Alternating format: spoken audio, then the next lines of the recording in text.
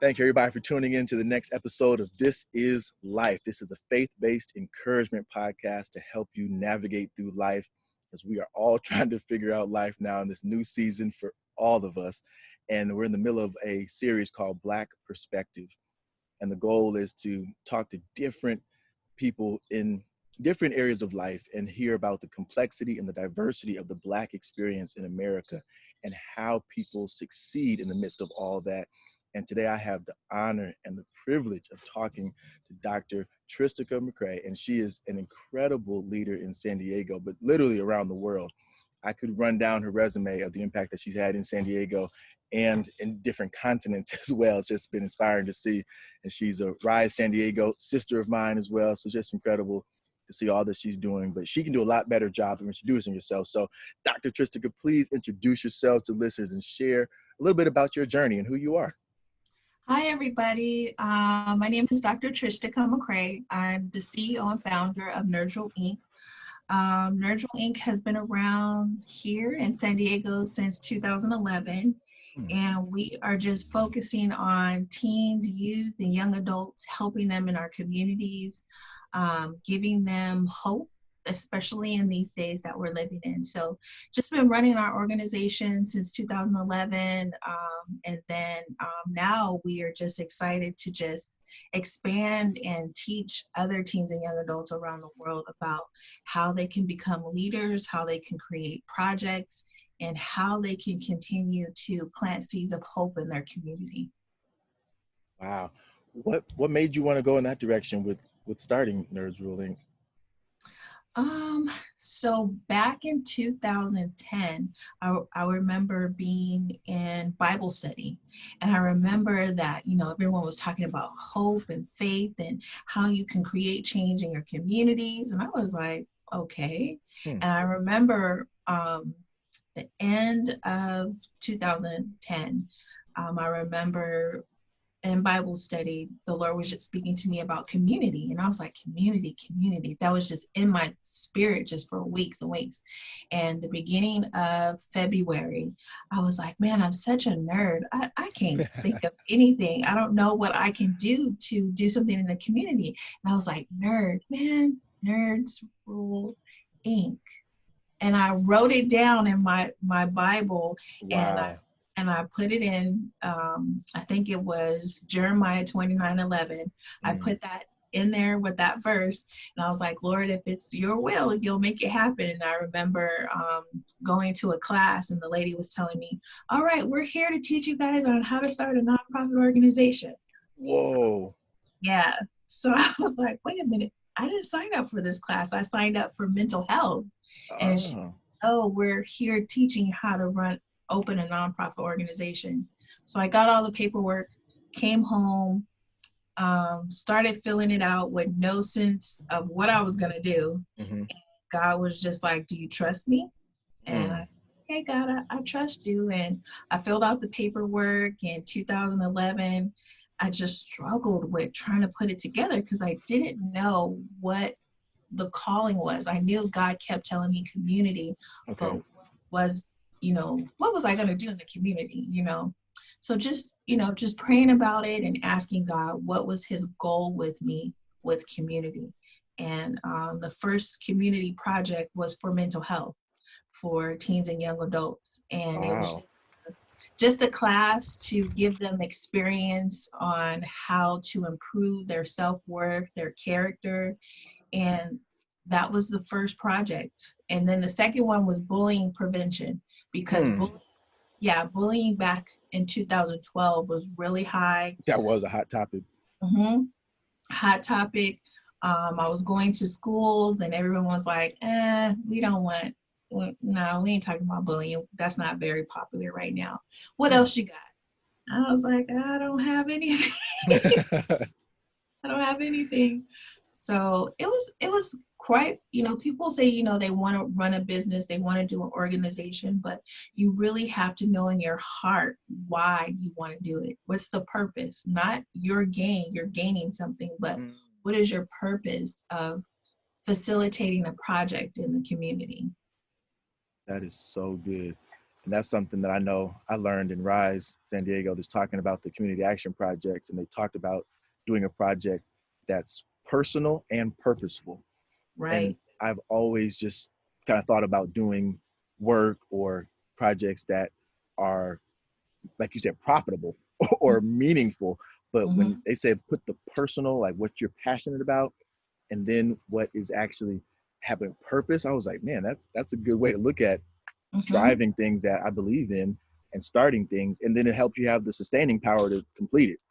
You That said is, the key word, sustain. It's if you don't know the purpose of why you're doing it, you will burn out. You will burn out really fast, and you're just like, well, I guess I'll just move on to something else. But mm-hmm, the journey has been very interesting, a struggle at times, but just staying faithful to the purpose. mm-hmm.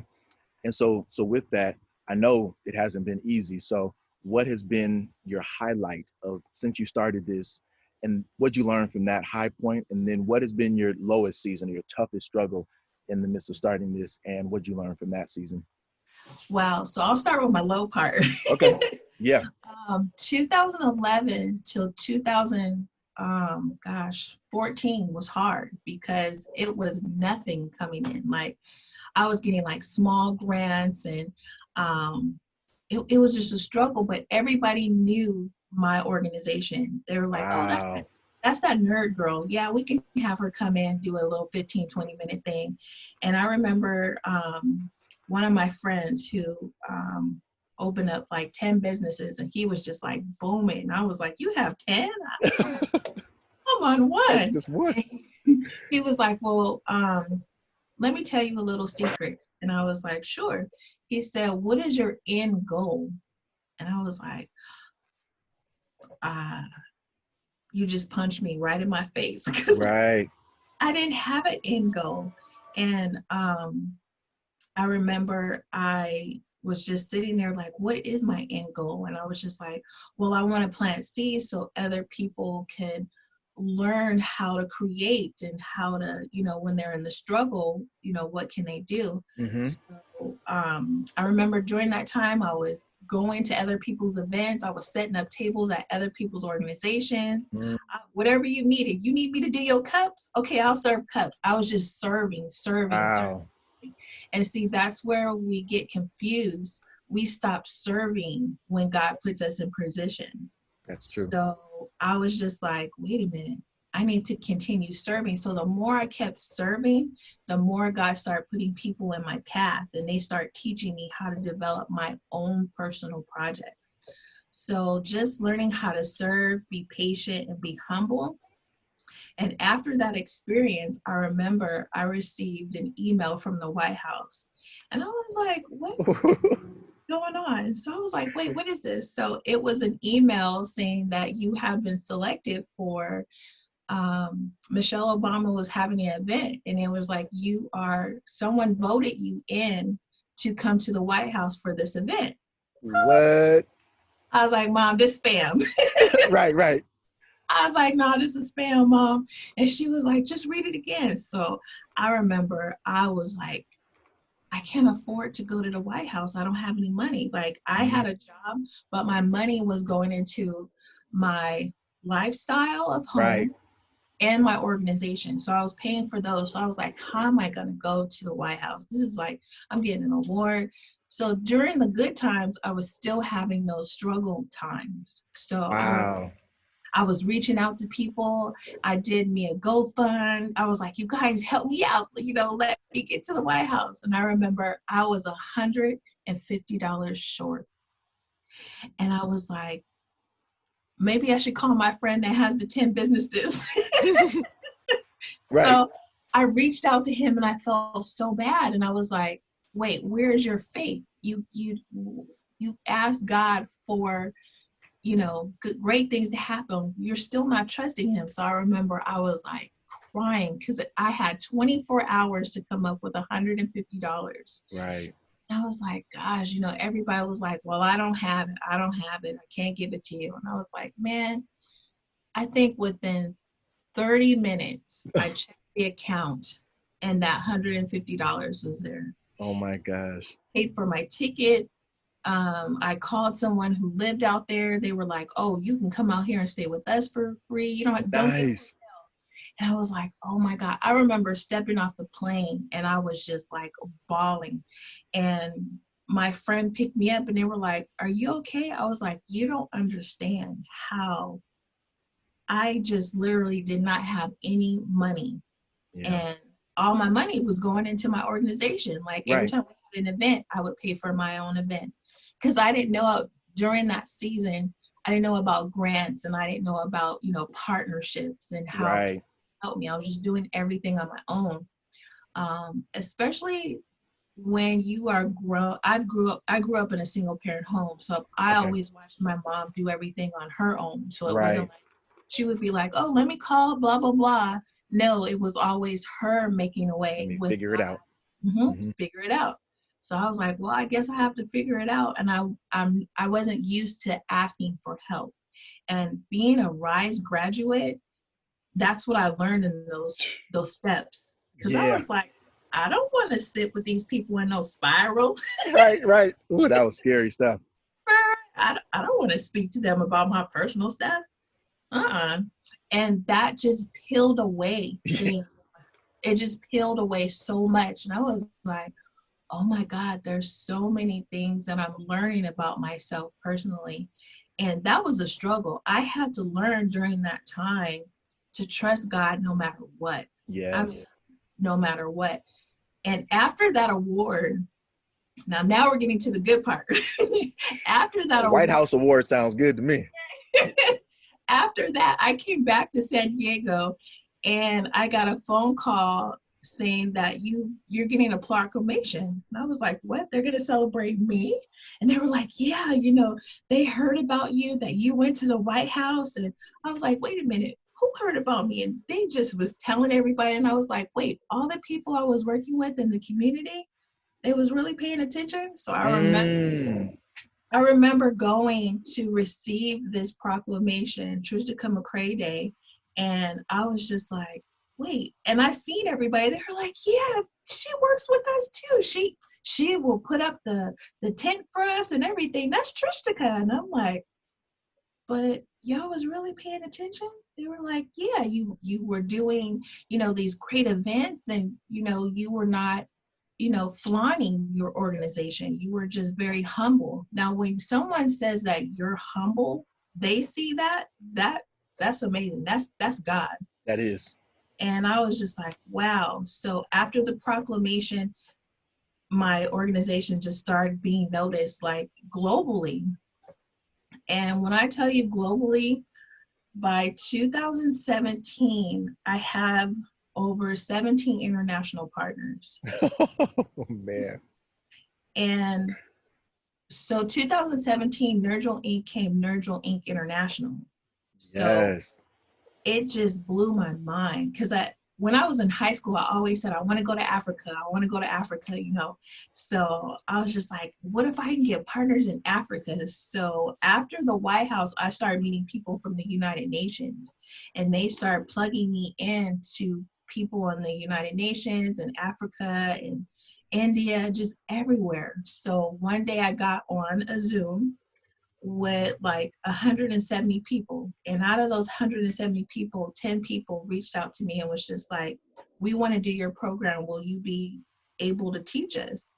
And I was like, yeah. Oh yes.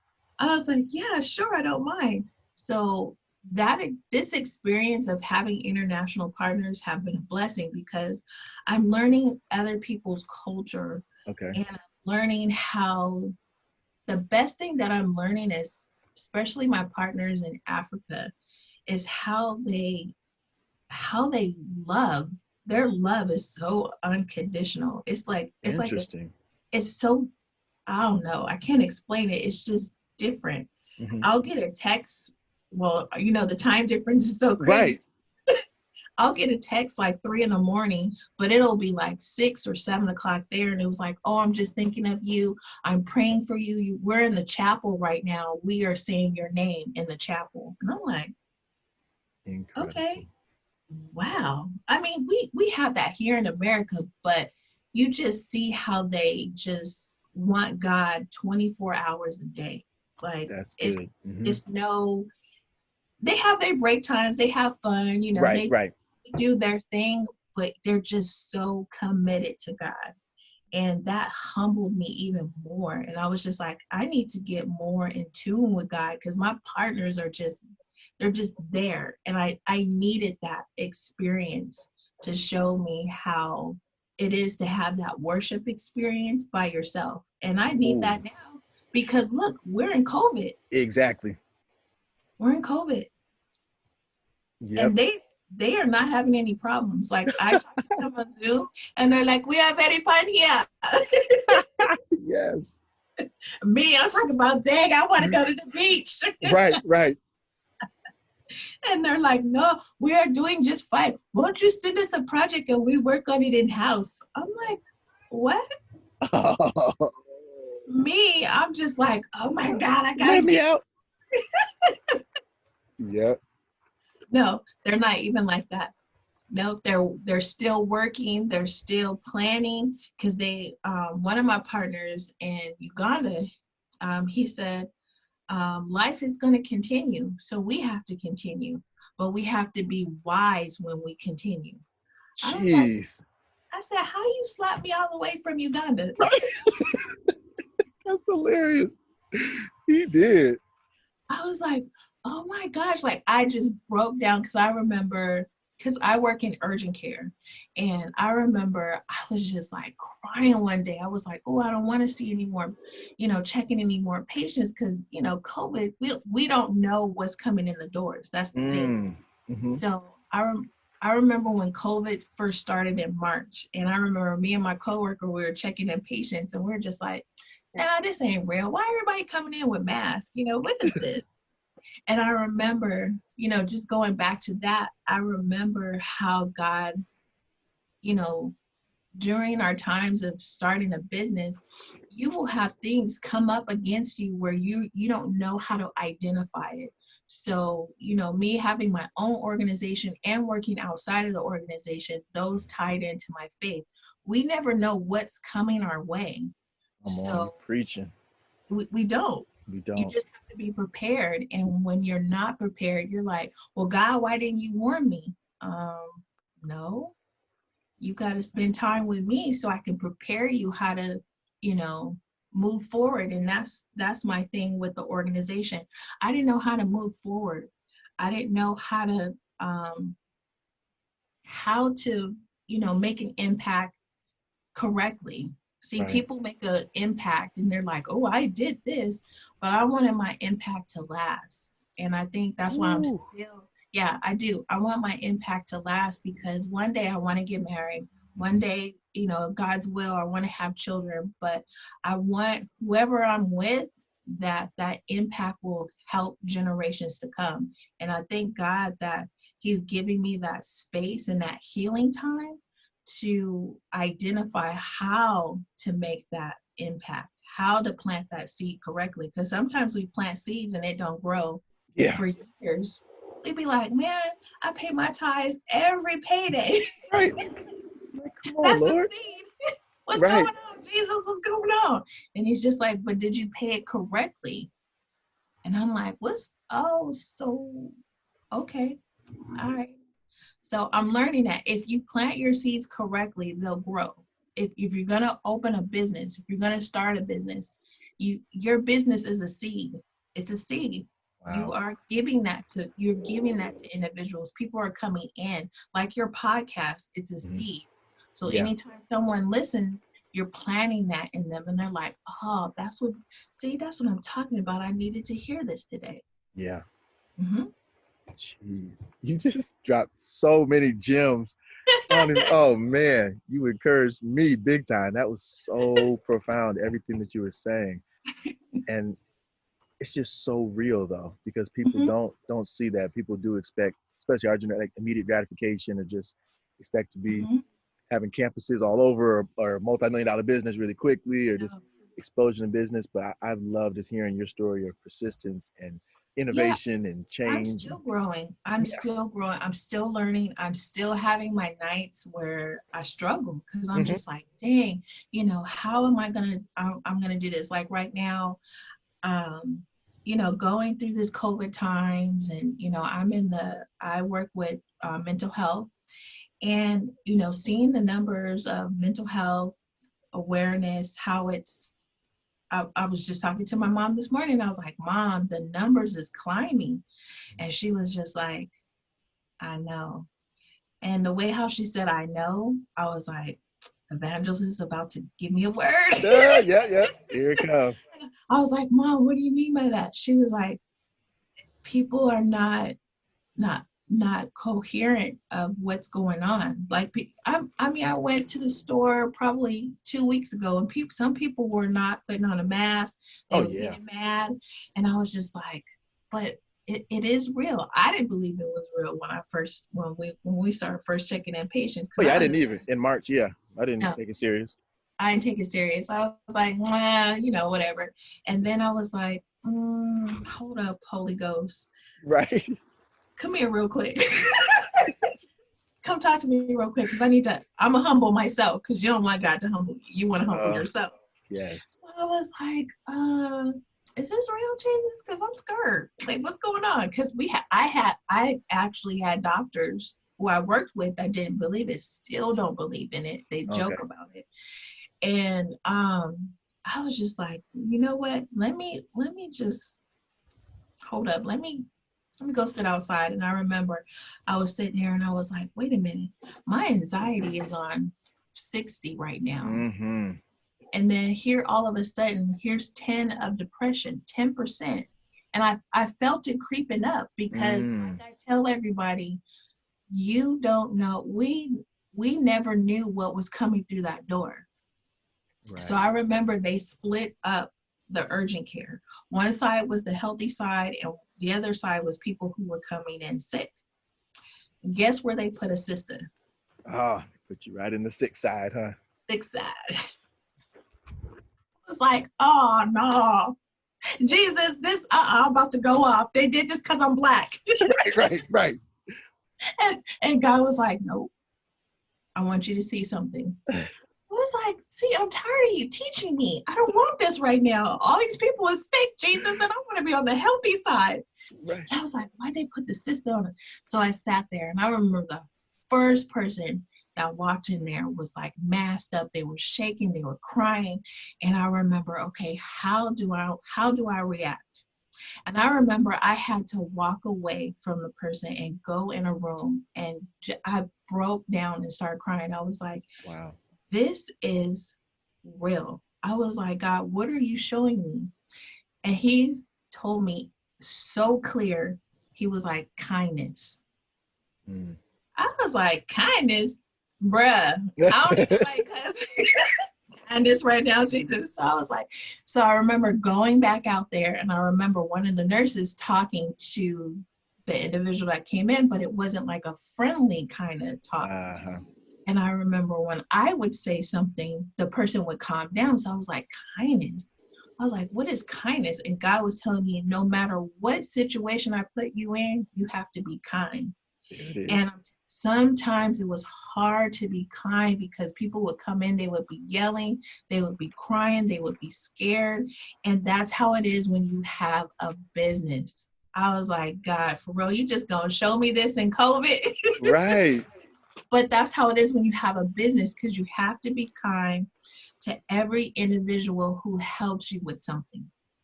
So if you have a secretary, you still got to be nice to her. If you have an admin, if you have like someone who's just an intern, got to be kind to them. And I was like, kindness?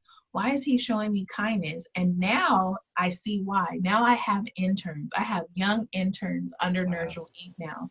So I'm like, didn't know one of my interns who called me the other day and let me know that his friend had a schizophrenic episode, and he lived it on Facebook. Oh, Jesus. So I was like, wait a minute. So these many months, God was showing me about kindness. Never knew I was going to have interns, and I had to show my interns about kindness and how, all these seeds. That's what I'm saying. You have to learn how to plant these seeds. Never Right. knew I was going to have an intern see this. And so I'm teaching this individual on how to have self-care, how to continue to love himself. Because you see a friend having a mental breakdown Right. on Facebook Live, that's in your soul, that's That in your is. spirit. Mm-hmm. So here I am like, dang, during this time, I'm in urgent care, and God kept telling me, kindness, kindness, kindness. And I'm like, why? I can't be kind with somebody yelling at me and throwing their stuff at me. No. I want to throw hands, God, what's going on? Right. But nope, the whole time, God kept telling me, kindness, kindness.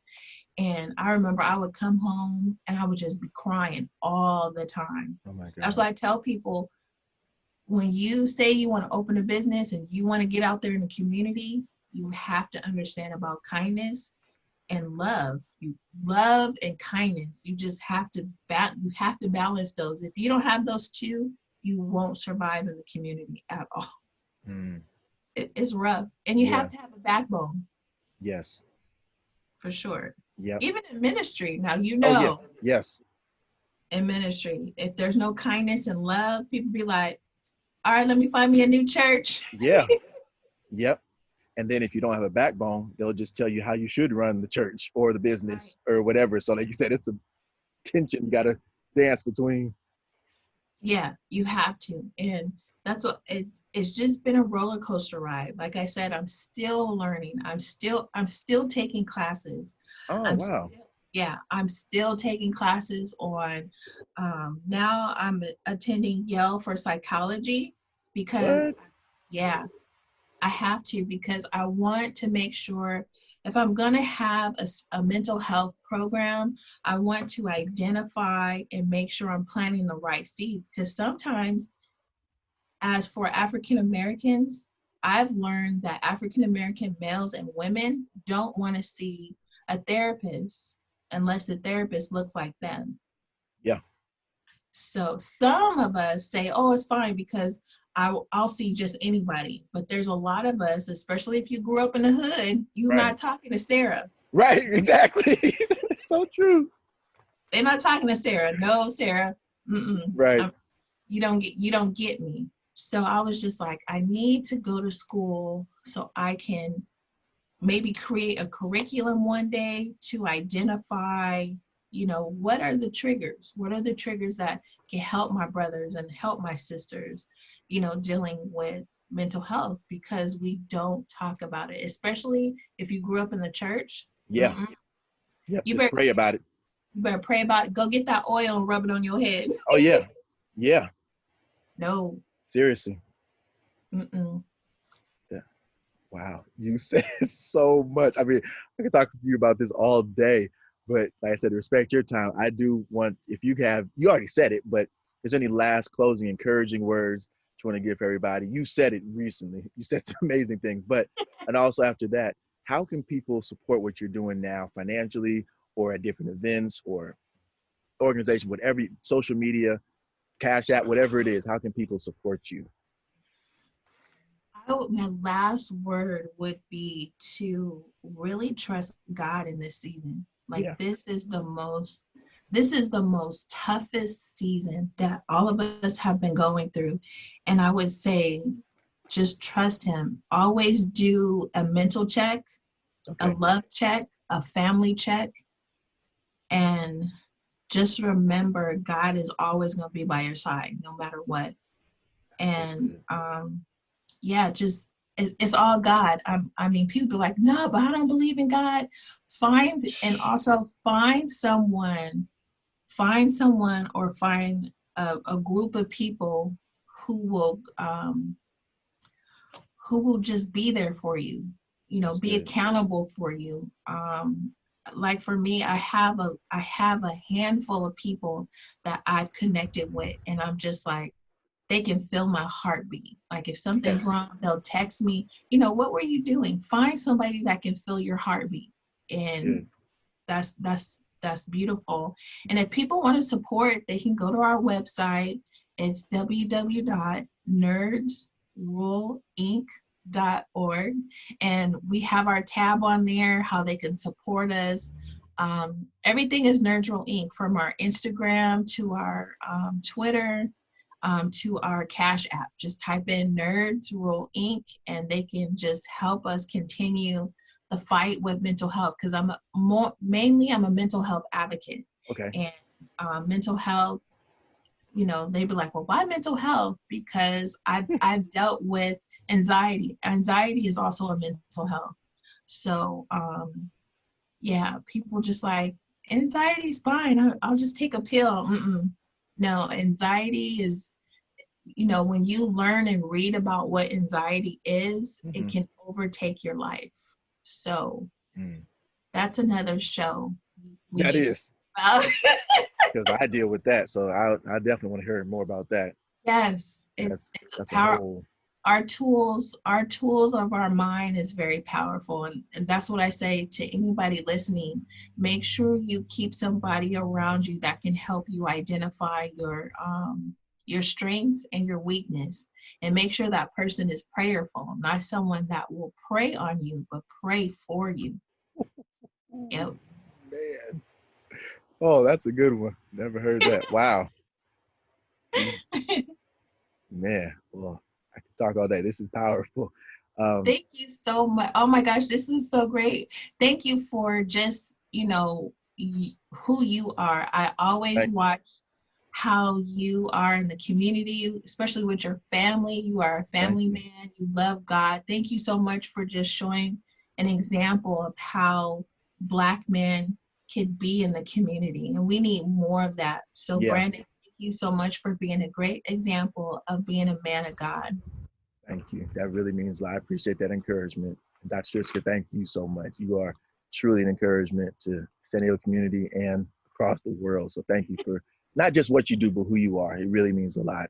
And like you said, that's my whole purpose of doing this podcast, is to really just highlight people like you. And you really, you're just doing so much amazing work, but it's really, I got to learn more about the essence of who you are too. So yeah, your work is amazing, but you as a person is incredible. So people need to hear that story. That's the purpose, to hear the story behind the amazing work that other Black people are doing in the community. So thank you for sharing what your work is, but also who you are.